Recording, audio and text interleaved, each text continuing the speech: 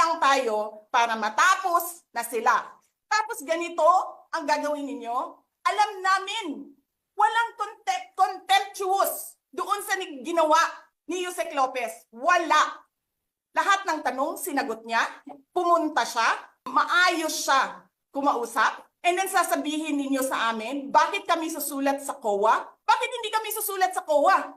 Hindi tapos ang appeal namin. Hindi tapos ang audit namin. Tapos buhaghag na ninyo tanan ang gisubmit namo sa COA. Tama ba yun?